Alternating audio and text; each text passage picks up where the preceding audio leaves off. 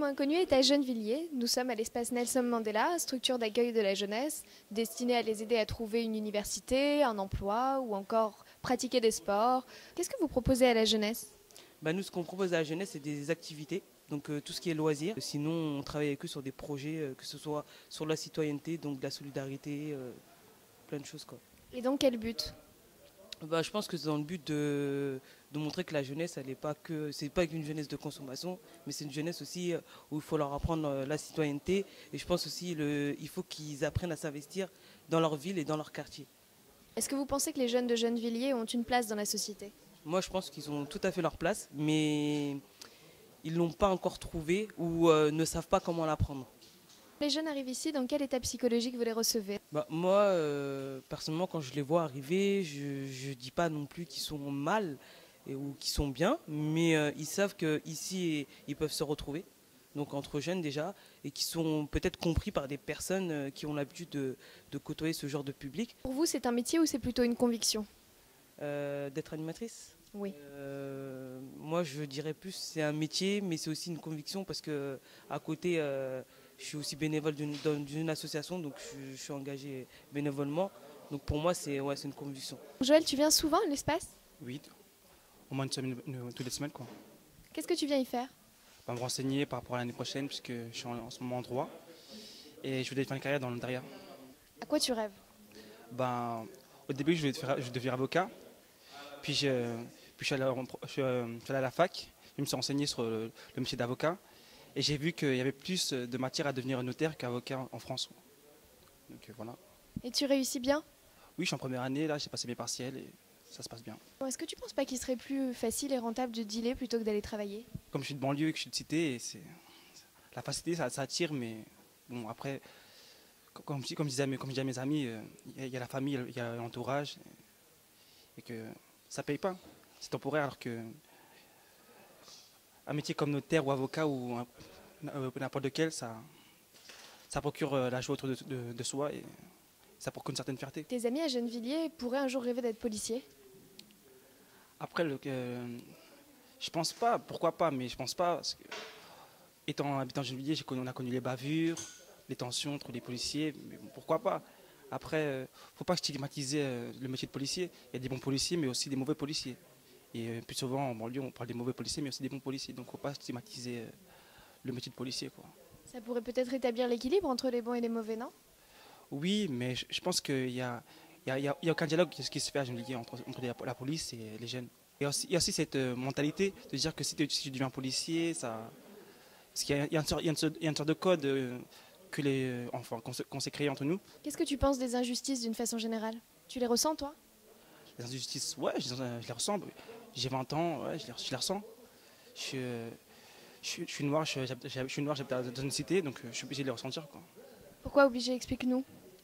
C'est plus difficile quand tu es jeune de cité que quand tu es de la ville de Paris. Quand tu es jeune de cité, quand tu cherches un boulot, par exemple, on va souvent s'arrêter à ta ville ou à ton bâtiment ou à ton look, quoi. Donc il y a ces barrières qu'on doit casser et c'est pas facile.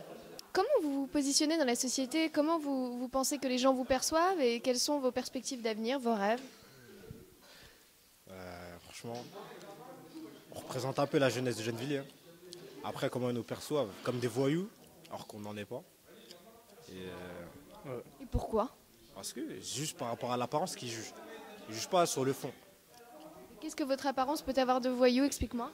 Le fait que déjà que je suis capuché, que je reste devant des bâtiments. Pourquoi t'as mis ta capuche et pourquoi tu restes devant des bâtiments? Je sais pas, parce que j'ai pas de couvre-chef. Et tu veux un couvre-chef, ça sert à quoi? Juste à me protéger, c'est tout. Les jeunes qui traînent en bas des bâtiments, tout ça, c'est mauvais cliché. Et pourquoi ils restent en bas des bâtiments? Parce qu'il n'y a rien d'autre à faire. On demande des choses, on les a pas. Donc après, Qu'est-ce que vous demandez que vous n'avez pas? des installations pour pouvoir se rassembler, être posés ensemble. Vous regardez les émissions de télé-réalité? Tu regardes, toi? Hein? Pourquoi tu regardes? Je sais pas, comme ça, quand je suis chez moi, j'allume la télé, je regarde. C'est divertissant? Un peu, hein. Et toi, pourquoi tu regardes pas? C'est flingué pour moi. Ils racontent n'importe quoi, c'est inutile. Et si vous deviez être dans une télé-réalité, vous jouerez de la même manière ou alors vous seriez authentique? Moi, je resterai authentique. Et toi? Ouais, authentique, moi aussi. Ouais, d'accord. C'est peut-être pour ça qu'on ne fait pas appel à vous d'ailleurs. Ouais, peut-être. Qu'est-ce que vous pensez du métier de policier? Ça vous fait faire des drôles de tête, ça? Moi, personnellement, je les aime pas. Moi. Moi aussi. Hein. Pourquoi vous pensez qu'ils font mal leur travail? C'est essentiel quand même. Ils font mal leur travail. Hein. Enfin, je sais pas, je vais pas les juger, mais moi, je les aime pas, c'est simple. Hein. C'est catégorique. Catégorique. Qu'est-ce qu'ils font de mal? Ils nous provoquent. Provocation. Hein. Ils aiment trop les problèmes. Pourquoi ils vous aiment pas? Je sais pas. Parce que, ouais, je sais pas. Ils ont besoin de travail, non? Parce qu'on leur donne du travail, c'est pour ça. Parce que si on fait rien, ils ont pas de travail. Donc, ils vont nous provoquer pour qu'on fasse quelque chose. Après, eux, ça leur rend service. Vous pensez que vous avez des chances de réussir égales aux personnes peut-être de couleur blanche ou qui viennent d'un milieu aisé ou pas? Ouais, quand même. Tu votes, tu trouves que c'est important? Ouais, c'est important de voter. Hein. Et pourquoi alors toi tu t'y intéresses pas? Moi, je vote, mais je m'y intéresse pas parce que, vas-y, raconte. Si on écoute bien, tous les partis racontent la même salade. Et ils sont là plein de promesses, mais il n'y a rien qui se passe. Donc, je me dis, c'est rien que je leur accorde de l'importance. Hein. Peut-être qu'ils n'ont pas assez de 5 ans pour mettre en œuvre leurs promesses? Comment? Peut-être qu'ils n'ont pas assez de temps, peut-être que 5 années c'est pas assez long pour mettre en œuvre leurs promesses? Bah, ils peuvent le faire avant ces 5 ans. Commencer déjà. Mettre les choses en marche. Ils commencent pas, donc J'ai l'impression qu'ils amorcent rien du tout. rien du tout, rien. Rien. Surtout François Hollande, rien du tout. Hein. Bientôt il y a les élections municipales, vous comptez voter? Ouais, nous, on va voter, nous. Vous avez un bon maire? Ouais, ça va, ouais, ça va. Vous savez ce qu'il fait de bien pour votre ville ou pas? Ouais, quand même, mais les jeunes en avant, donc ça va, c'est bien. Pour les jeunes d'aujourd'hui, notamment à Gennevilliers, est-ce qu'ils ont un avenir? Oui, bien sûr, comme tous les jeunes. J'y crois, ouais. Je pense qu'ils ont un avenir compliqué, mais voilà. Leur insertion, c'est pas facile, mais il y a des jeunes qui ont des diplômes, qui se bougent. Comment vous pensez qu'ils sont perçus par exemple les Parisiens?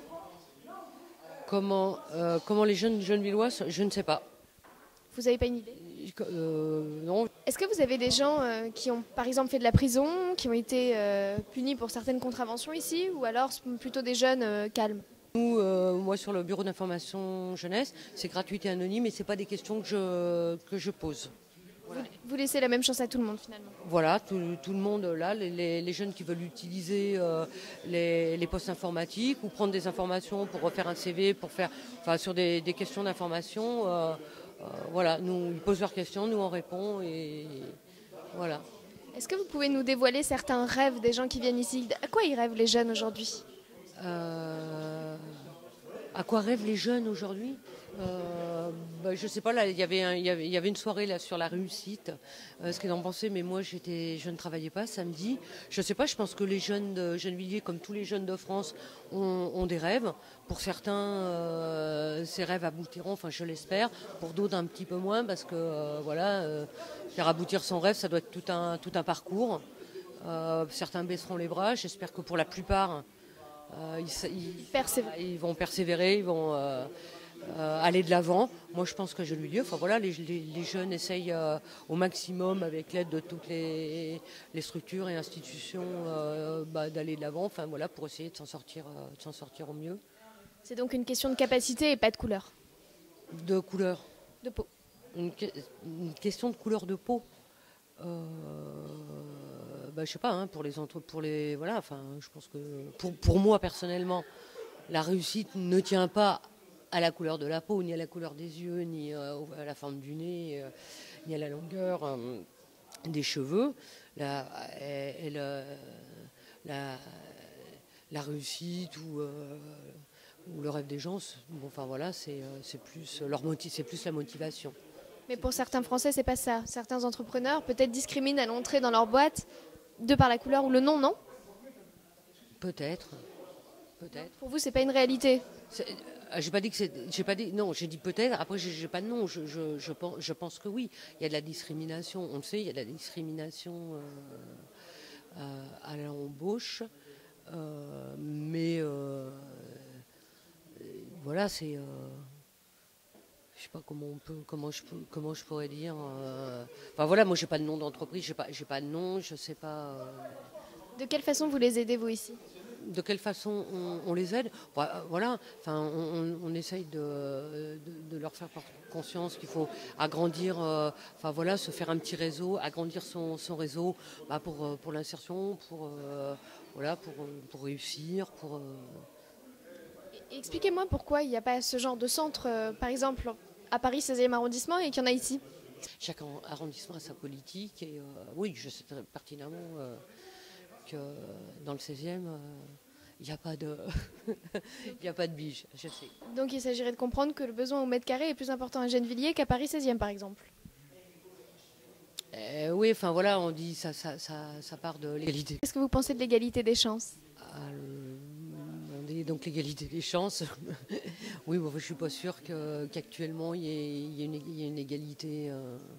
Voilà, moi j'aimerais bien que l'égalité des chances soit pour tous les Français, y compris les Français de banlieue, mais bon. Elle n'existe pas en France aujourd'hui.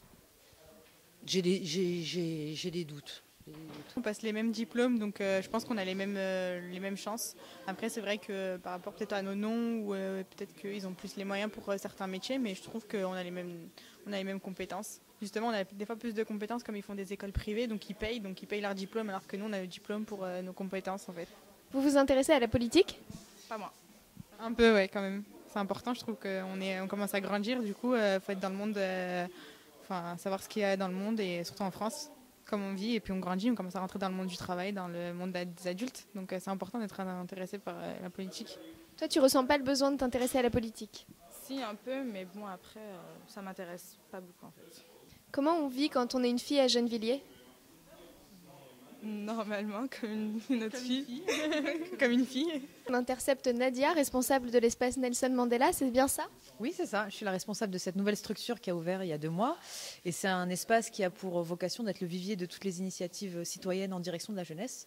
Donc on accueille ici les jeunes de 16 à 25 ans et on essaye de les accompagner au mieux dans toute la réalisation de leurs projets, que ce soit des projets individuels comme la recherche d'emploi, de stage, ou alors des projets plus collectifs, la création d'associations, des projets de solidarité internationaux, etc. Je t'entendais parler d'un événement hier soir, c'était quoi? C'était pas hier soir, c'était avant-hier, samedi. Il y a eu une soirée organisée par les jeunes du CLJ, le Conseil local de la jeunesse, et ils ont organisé un débat autour de la réussite dans les quartiers. Et il y a eu un repas qui a été organisé avec tous les élus de Gennevilliers autour de la question que nous faut-il pour réussir, donc emploi, logement, formation. Et les jeunes se sont exprimés, ont exprimé également ce qu'il leur fallait et ils l'ont dit devant les élus. Et ce travail va faire l'objet d'une restitution dans les semaines à venir. Bilan, qu'est-ce qu'il vous faut pour réussir? Il faut des politiciens à l'écoute des jeunes, il faut des politiciens réactifs et une administration beaucoup plus réactive. Il faut également des gens qui ouvrent les yeux sur les vrais problèmes des jeunes.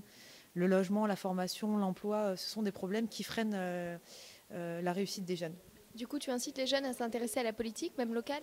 La politique avec un P majuscule, pas forcément tel ou tel parti, mais s'intéresser à la vie de leur cité, d'ouvrir les yeux sur le monde qui les entoure, d'essayer de s'engager au maximum dans la vie de leur quartier. Tu penses que les jeunes de Gennevilliers ont les mêmes chances de réussite que les jeunes parisiens? Je pense qu'ils ont les mêmes chances de réussite, ouais. Après, ça a été également beaucoup réitéré lors de la soirée, c'est une question de volonté, d'ambition, et c'est vrai que pour certains, ça peut être plus difficile au niveau de leurs conditions de vie ou les catégories socio-professionnelles des parents, etc.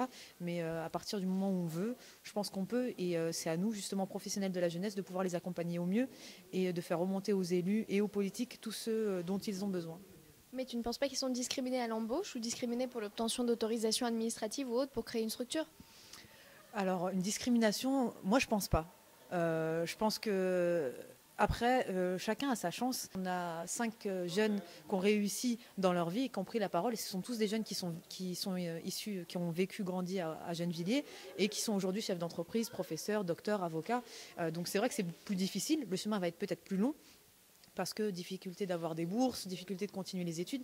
Mais à partir du moment où on veut, on est motivé et qu'on est bien entouré, je pense qu'on peut y arriver. Et c'est ce pourquoi, en tout cas, aujourd'hui, on se bat au quotidien.